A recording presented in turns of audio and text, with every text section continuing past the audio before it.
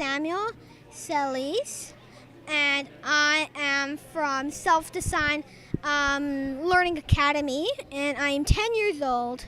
And my experiment is tooth decay acid wear experiment. Well, the consequences all happened to me because when I was little, I'm mostly my diet. My whole entire diet was liquid. I drink orange juice, I drink apple juice, and really everything what I drank was liquid. Well, I got these crowns that you see here. The crowns got me very grumpy. I felt very frustrated what happened. So then instead, I found out that there was a science expo. I said, okay, this should be my experiment. Later, now I'm here. Well, I'm using a different type of source. I don't want to use my teeth because I love my teeth a lot. And so I'm now using is eggs. A similar source, well, except folate and calcium are almost the same. Well, yeah. So then they're going to use calcium in these eggs. And these eggs are going to be all used on different type of drinks. So these drinks are all like common drinks like water, root beer. I almost added vinegar, but I don't want to drink it. So then we added lemon, Coke, grape juice, blueberry wine, and orange juice.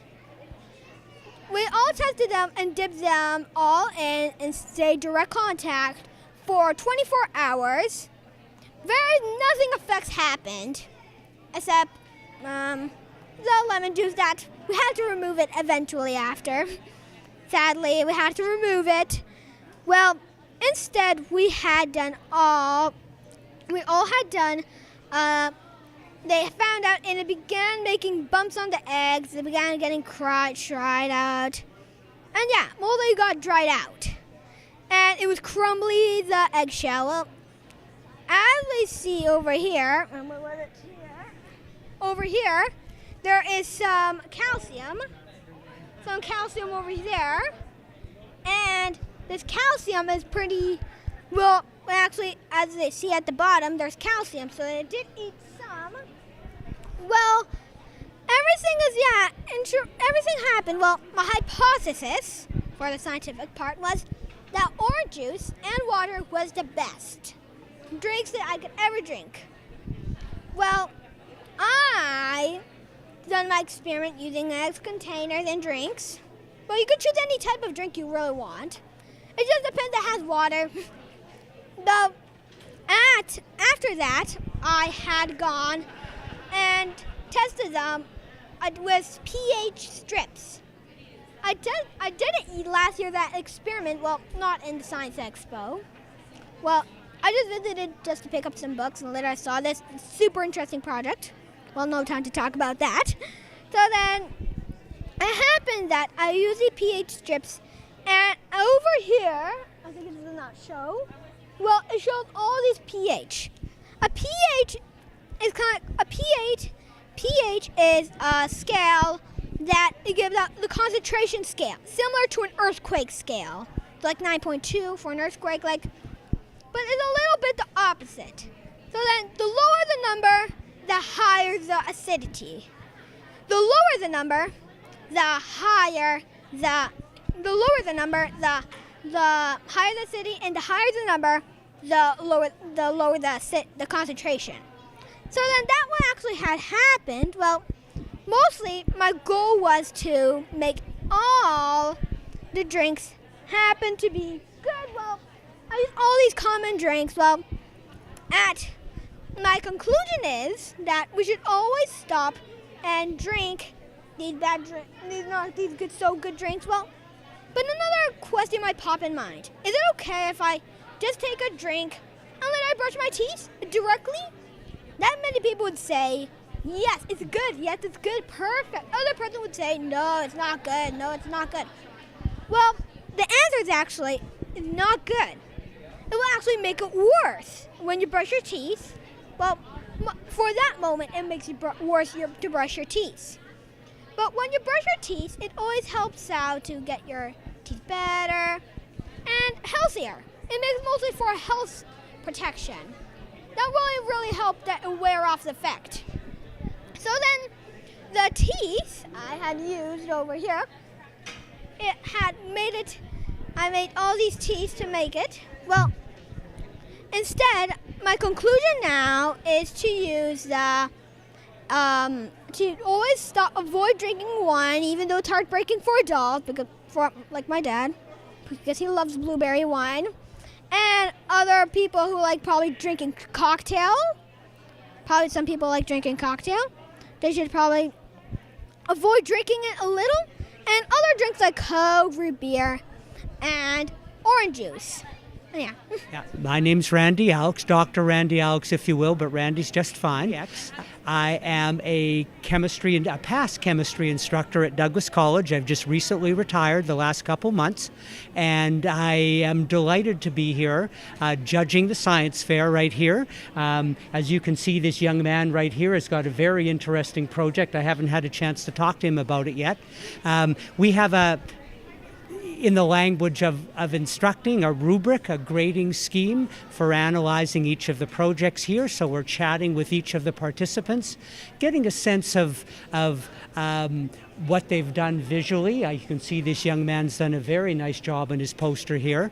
And we talk with each of the creators of the project. We ask them to kind of go over what they've got here, get a sense of what level they're at, their passion for the project, what conclusions they've drawn from their data. We have a look at the data sheets. You can see that this young man here has done a very nice job, and there's an awful lot of information in his project along the way. And so our idea is we go over the presentation, both the visual and the oral presentation, the creativity behind each of the projects along the way, whether each of the participants understands the conclusions that they've drawn, and just a little bit about them as well.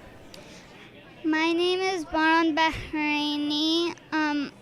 I'm in grade 4. I'm 10 years old, and I go to Bramblewood Elementary.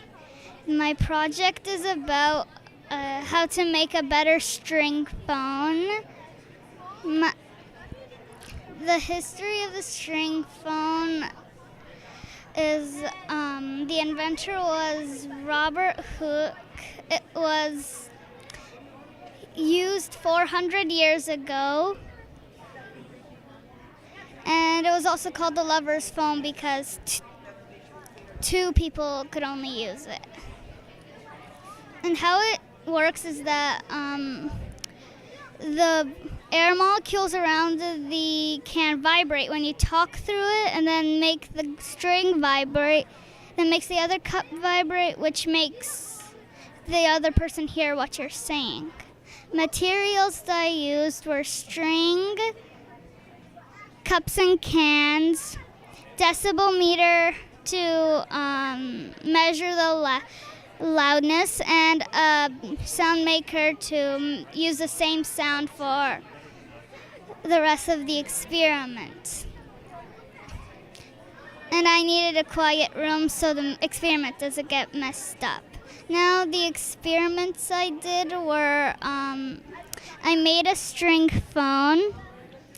I produced sound from my dad's iPhone. We used my dad's iPhone to produce the sound. And then I measured the sound by using my iPad, then record data.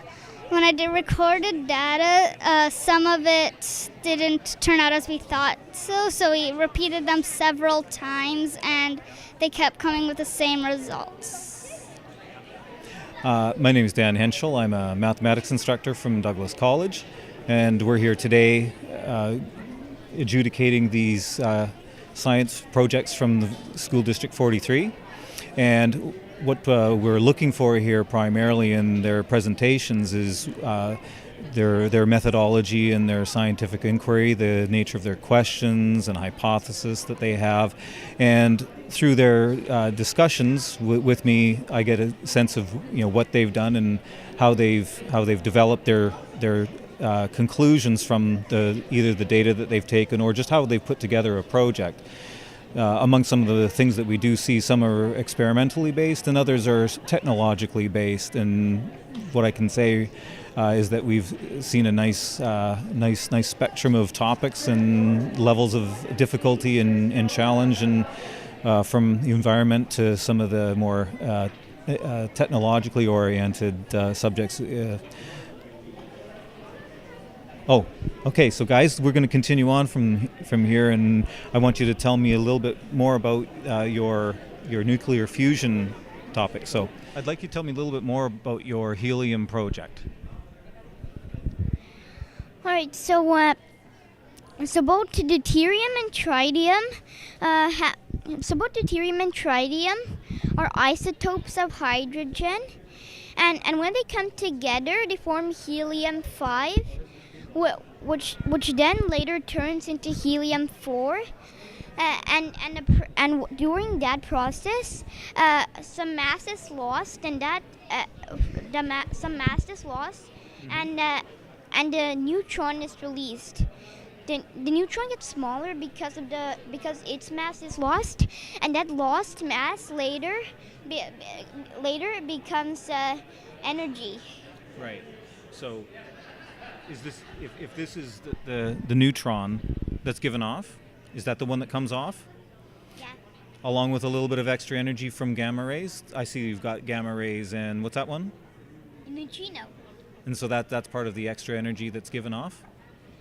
Yeah, kind of. But actually, the neutrino is emitted during the fusion process alone, and it has three forms, and one of them shown here is electroneutrino. A neutrino forms a gamma ray when it annihilates with its opposite subatomic particle and an electron. Mm-hmm. Very good. Thank you. And oh, it's okay. What do you have to add for us? Okay, so in the core, the fusion happened as he explained. So You can point to me what's going on here.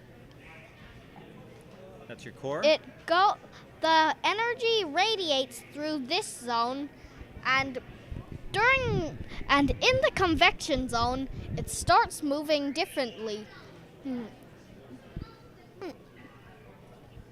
The hot part nearer to the middle in the convection zone is hot, so it wants to get away. So Right. it goes up to the surface, and the cold fluid goes down to get heated up. And it goes over and over again, So things move and back and it forth? gets hotter and hotter and hotter. But some energy is lost, well, not really lost, but moved when the heat and light go off the sun's surface out into space, heating up the universe, Very good. including the Oh, sorry. Earth. Very good. Thank you for that. Deuterium here is hydrogen 2. The blue ones are neutrons, the red ones are protons. And this purple one is supposed to be a proton, but it got miscolored. So first these two come together and form helium-5. And it doesn't like the neutron, so it spits it out, turning into helium-4 and the neutron. The neutron, you notice, is smaller and because it lost some mass.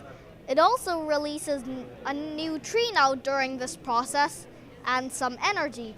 The neutrino may annihilate with its opposite, the electron, turning into a gamma ray, which can be blocked by concrete. Gamma rays are so powerful that they can penetrate human skin. So that's why nuclear generators, they use a thick concrete shielding to protect it from humans. And I think what my partner meant was that during fusion, a neutrino was produced, not with the energy. So this energy created by the lost mass can be measured in the formula E = mc squared, which is Einstein's formula, in which E is the energy produced, m is the mass lost, and c is the speed of light squared, which is 300 million meters per second. Hi, I'm Simon from Terry Fox Secondary. Hi, I'm Sean from Terry Fox Secondary. And for our experiment, we were exploring the Seebeck effect, which is when you have two different metals and a difference in temperatures between their junctions, which results in a voltage. And what we did is we built 3 thermocouples to demonstrate the Seebeck effect. A thermocouple uses the Seebeck effect to measure temperatures, because if you know how many volts there are per 1 degree Celsius, the voltage produced can be translated into a temperature. And our question was, which combination of common metals will produce the most effective for use as a temperature sensor? Oh, wait, I messed up. Oh, I'm sorry. Wait, could I? Wait, what? Oh, what? I'm sorry. Oh, our question was, which combination of common metals will produce the most... Wait, what am I doing? I'm sorry. The light is kind of scaring me. Can I reset? Look in there. Yeah, okay, sorry. Our question was, which combination of common metals in a thermocouple will produce the most effective for use as a temperature sensor based on the relationship between temperature and voltage. And this is also known as the Seebeck coefficient. And we hypothesized that the copper thermocouple would be the most effective for use as a temperature sensor because it is widely used and commonly used in household appliances and electronics. And it also has a higher thermal and electrical conductivity than all the other metals used in our experiment. So for the experiment, we built 3 thermocouples, keeping one of the wires the same, which is a lead and tin 50-50 wire. And then the other 3 wires we changed, and we used an iron wire, aluminum wire, and a copper wire. And we tested the thermocouples by keeping one of the junctions at 0 degrees Celsius and changing the one on the other side to 0, 25, 50, 75, and 100. And we can show you how it works. So right now one side is at room temperature, and as I heat this side with my fingers, the difference in temperatures increases as my fingers warm the junction and the voltage goes up, thereby demonstrating the Seebeck effect. Hi, I'm Christopher Halim, and I'm from Heritage Woods Secondary School, and this is my project, the Exo Elbow. It's a exosuit worn around the user's arm designed to enhance or restore the function of the elbow. Whether that's strength or range of motion, it's a benefit in all ways. So it functions off of a gear train as well as 2 69 kilograms per centimeter torque motors in the back, and that allows for 14.9 kilograms worth of force at the wrist. And to someone who may not be able to exactly lift up everyday objects because they suffer from ALS or MS, an additional 14.9 kilograms worth of force is a huge benefit to them, and in general their quality of life increases. Okay, so here we have a Arduino Uno motor controller at the bottom connected to a Cytron motor shield, and that allows the Arduino to be able to control the 2 69 kilogram per centimeter motors here in the back. And those are connected to a gear train with a total gear ratio of 3.24, and that allows for 447 kilograms worth of torque at the rotational axis of the elbow. And once you translate that to the distance it takes to get to the wrist, you're left with 14.9 kilograms worth of force. And it's currently battery powered, but in the future I hope to integrate from a nickel cadmium battery to a lithium ion battery, which is just a lot lighter, more effective, and also has a greater efficiency. It's powered by a gyroscopic sensor here, which is placed on the user's fingers or wrist depending on the level of mobility they have. And what this does is senses rotational or angular rate, so to say, and that is what allows the user to control the Exo elbow. Hi, I'm Joel. I attend Dr. Charles Best Secondary, and I'm a grade 11 in there. So basically what I have here is an atmospheric water generator, which takes thin air and makes it into water. So how this works is, because water has bits of moisture in it, the water comes into this heat sink. Sorry, the air comes into this heat sink, which is which has moisture, and then it is cooled down. Okay, and once it's cooled down, the moisture in the air condenses, and then it drips into this container here. Here's sort of the circuitry. Basically, what we have here is a 92 12 volt 8 amps power supply. I've set it to 11 volts. It's connected to this thermoelectric cooler, which is heats up on one side, it's cool on the other side. Basically, the cool side is like obviously connected to this heatsink here. As you can see here, we got like the water that has been collected on these aluminum plates of the heatsink. To maximize the amount of water in the container, what I was gonna do is I was gonna get a syringe and suck out the water individually from these little fins here, and then put that water back into the container. If you were gonna automate this process, what you'd have is like another fan on top, and every 30 minutes that fan would like blow in down to this heatsink here, and this would cause the water to like go down and hit the container. What happens is we got a cooler. The cooler cools this bottom heatsink. As the moisturized water, like, you know, it's basic condensation. If you take in vapor and if you cool down vapor, it becomes water, so it becomes liquid.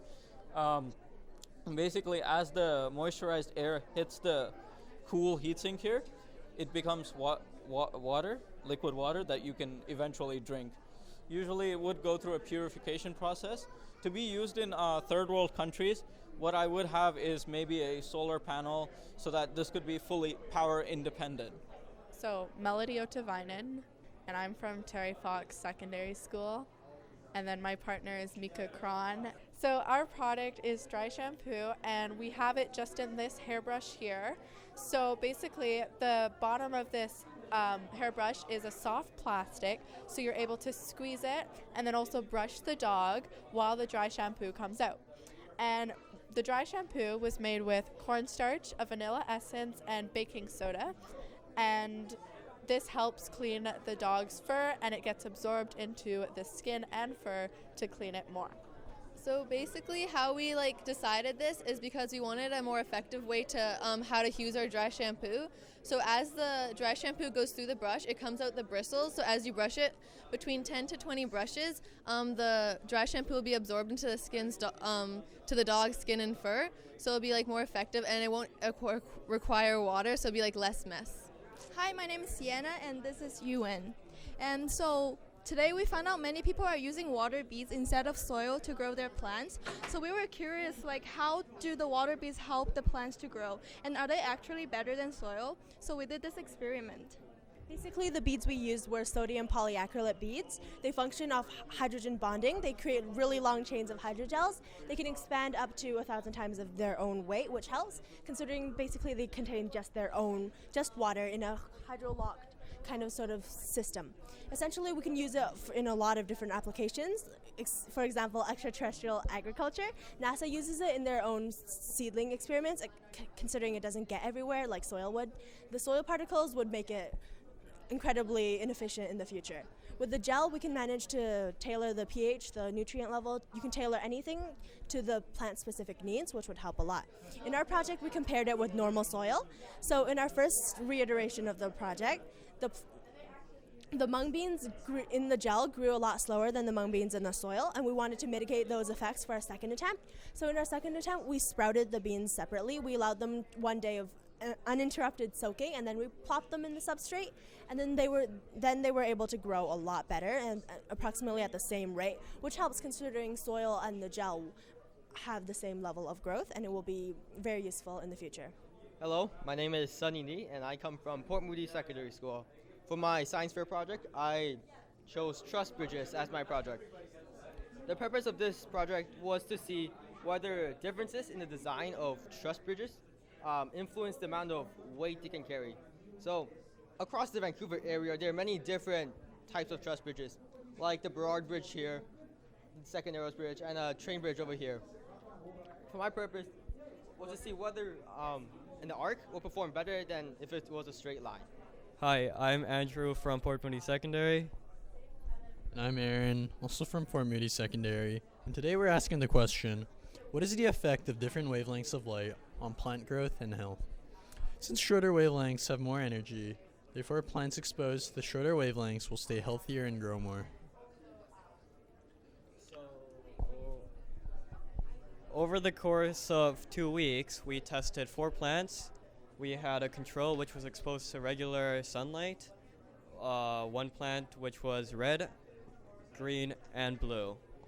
And something we noticed was that the red plant grew a tiny bit more compared to the rest, while the regular sunlight was close behind, and green and blue was the least.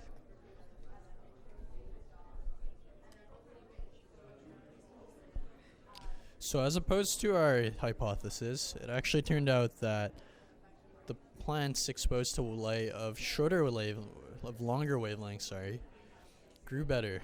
So overall, the natural light was actually just in the middle since it consisted of a little bit of everything. Alright, so plants, food.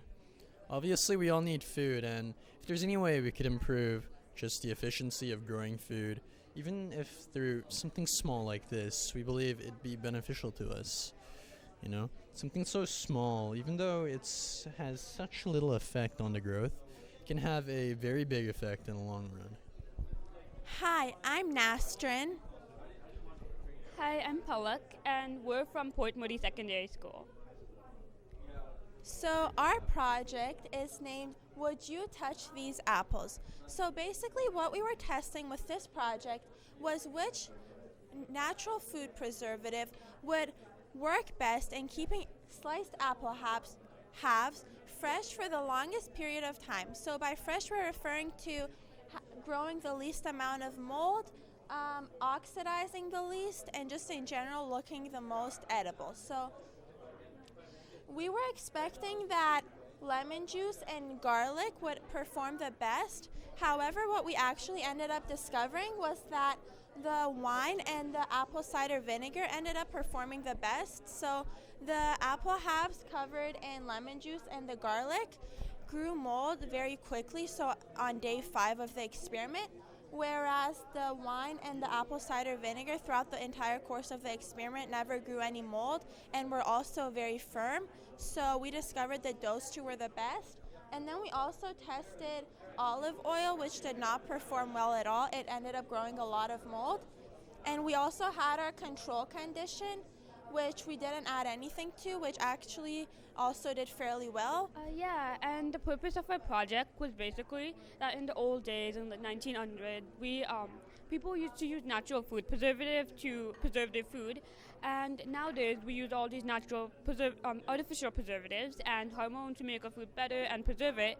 And back then, those natural food preservatives actually worked, and so we wanted to see that we can show that we can actually use the natural food preservatives these days as well as the artificial food preservatives if necessary. I am Mike from Inquiry Hub Secondary, grade 11 student there. I did some research into applying bacteriophage therapy to oral hygiene. Now, bacteriophage therapy is essentially using very specific viruses to treat bacterial infections. The virus it infects these bacteria and keeps on replicating until the bacteria is no longer there. And this can be used for antibiotic-resistant infections far more effectively than antibiotics can. Now, cavities are caused because of this one specific type of bacteria called Streptococcus mutans, and I got a bacteriophage to go ahead and attack that bacteria. It keeps on hijacking its metabolic machinery and forcing it to create more of these bacteriophages. Eventually the bacteria pops and the bacteriophages fold on to find more of this bacteria. Now, the Streptococcus mutans is incredibly important for the oral ecosystem. So if you selectively kill it off, that sort of throws all these other bacteria out of whack. They try to take advantage of its missing place. Now, it's Streptococcus mutans is the only one that can actually form dental plaque. So if you brush it off with your teeth, off your teeth, then everything sort of comes back to normal. All the other bacteria don't have a community to live in. They can just float around in the saliva. And that way, without this acid-producing bacteria that decays your teeth, you don't get cavities anymore. As you bring in more bacteria into your mouth over time through various means, this bacteriophage or virus keeps on replicating and hijacking this bacteria until it's no longer there. So. Hi, my name is Mahima Iyer, and I go to James Park Elementary. Hi, my name is Adav Iyer, and I go to James Park Elementary.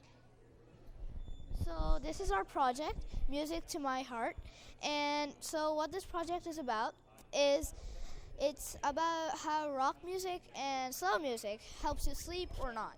So how this all started was when I used to go to sleep, my mom used to put slow music. And well, I used to wonder why doesn't she put my favorite rock song? Well, so I wanted to get deeper information about that and understand it more. So that's why I made it into my project. Our questions were, why does slow music affect your heart rate when you are sleeping? And how does it affect your heart? Okay. And also, what happens if you listen to rock music when you're sleeping? And is it better to listen to rock music during the day? Okay, hypothesis. Okay, sleeping requires a peaceful environment. So we thought that rock music kind of breaks those rules. So rock music can't really make you sleep. So that's our hypothesis, was that rock music gets your heart rate going and does not let you sleep, and slow music calms you down and does let you sleep. So here are the materials that we used. So we used music devices, any music device that plays music, heart rate monitor, a collection of different songs, headphones or earplugs, data sheet, participants 6 or more. So the procedure we did was, first we measured the heart rate of the participant, the average heart rate when they're in a relaxed mood. Then we record that data on the data sheet. Then we give them the first genre of music, which was for us sleeping or meditation music. Then we make them listen for 2 minutes, and then we measure their heart rate after the song. Then we record that on the data sheet as well. And then we do that again for the next genre of music, and we keep doing that for every single participant. So, would you like to tell the test data? Yep. So we're moving on to test data right now, and we organized it from youngest to oldest, and the ages over there. Average heart rate was 89 first, and then 99, 85, 86, 90, 76, 69, 72.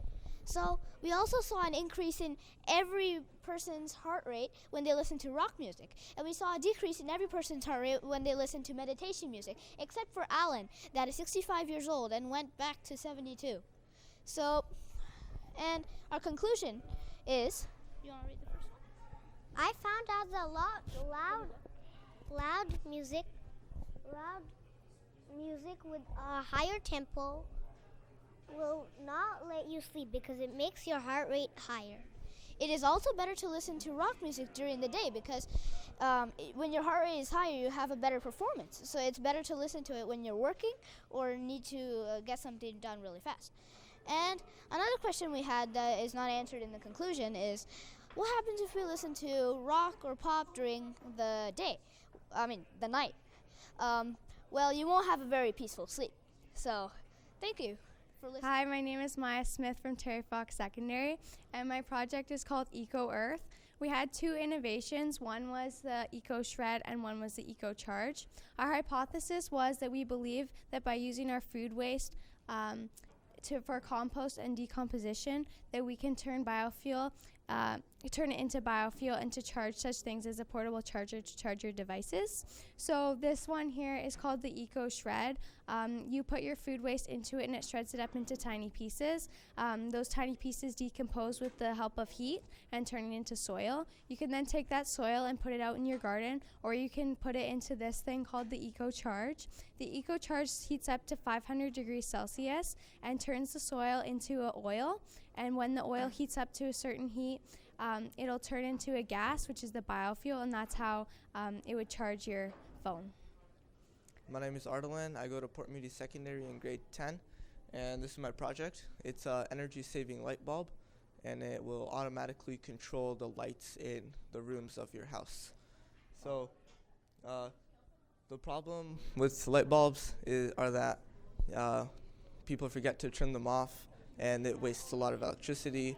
Also, light switches are dirty. People rub their noses, then they touch the light bulb, someone else touches it, touches the light switch, and viruses spread like that. So my invention solves those problems. It uses a computer to control the lights in the room, and it also counts the people inside of the room.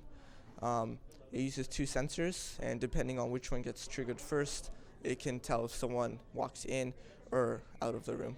My coding is done with Arduino in C, and it has a lot of unique algorithms that I've created to detect against, for example, your hand walking by versus a person passing by, so that it can detect between those 2 objects. It's unlike anything on the market today, because today's market with automatic light switches, they're all motion detection. So if you sit down on your bed to read a book, after 5 minutes, it's going to turn the lights off on you. But my device doesn't have those problems. My name is Baran, and I'm from Panorama Heights, and my project is about how many times do you have to shuffle a deck of cards for it to be sufficiently mixed. I did this project first by putting my cards in perfect order, and then I shuffled them and saw in a few ways to see how many shuffles do I have to do for them to be out of order. So the first time I did it, there were still a few cards in the place that they were before, so I had to do it again. I also did another version that I put them in order, ones with ones, twos with twos, and then I saw if the groups were still together. So I started that, and the first time I did it, there were 12 groups still together, so I did it more, and at the end it took 8 shuffles for it to be close to enough. I also did pile shuffling, and for it to be out of order, it only took 2 shuffles, but for it to be, I put them in ones, twos, threes, and then I shuffled them in the pile shuffling, it took about 2 or 3. My hypothesis for this was that it would, for the first method, which is putting them out of order, I thought that for the riffle shuffling method, which is the traditional shuffling, I thought that it would take 5 to 6 shuffles, but I was wrong with that. It actually took 1. I also did it for the pile shuffling. I thought that it would take 3, but surprisingly, it only took 2. I also had my hypothesis for the method that when you put them in with the ones, twos, and threes, and you shuffle them, and it doesn't have to be with its group. I also did it like that, and my hypothesis for that was that it would also take 5 to 6, and for the riffle shuffle, and that I was close. It took 8, and for the pile shuffling, I thought that it would take about 2, and it actually did take 2, so I was right. So I chose this project because one day I was playing cards with my brother and I saw that he had a very good deck and I had a horrible one, and he was the one who shuffled it, so I was like, oh, well, how many times do you actually have to shuffle a deck of cards for it to fully be shuffled? So that is how I came up with this project. My name is Riley Frimmer. I am from Eagle Ridge School. My project is a waste sorting game designed to make recycling easier and more fun.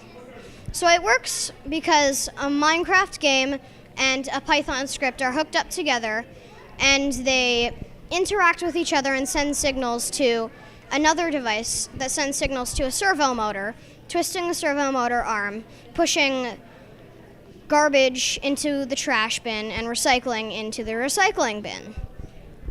So, again, this is designed to make recycling easier and Canadians more efficient and better at it. Because right now, we're not very good at it. My name is Matthew Moore. I'm from Kilmer Elementary. I'm in grade 4. My project is on eclipses.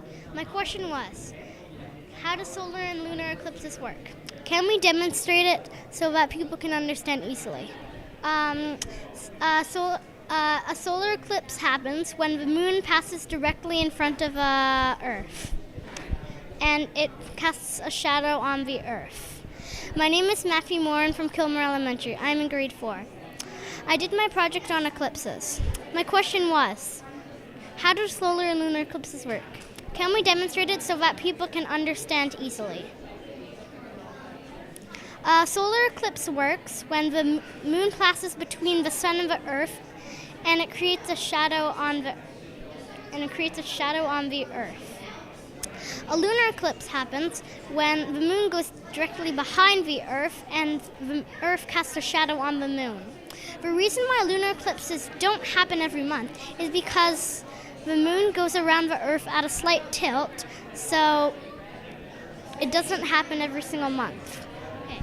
My name is Matthew, and this is my project. My name is Rita Bicknell.